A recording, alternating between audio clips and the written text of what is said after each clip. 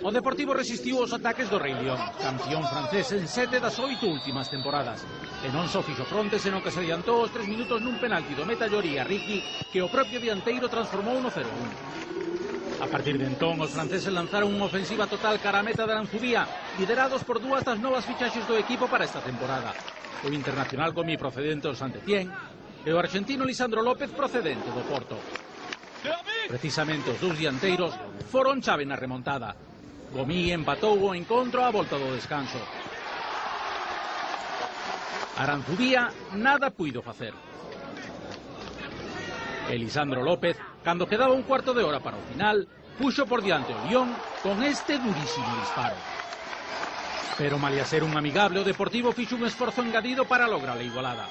Unha igualada que chegou a 6 minutos para o remate, nunha falta executada magistralmente por Xuca, que conseguía o seu primeiro gol como deportivista. O brasileiro xustificaba deste xeito a súa condición de especialista. Por tanto, deu lugar a graves incidentes nas bancadas que provocaron a suspensión do encontro.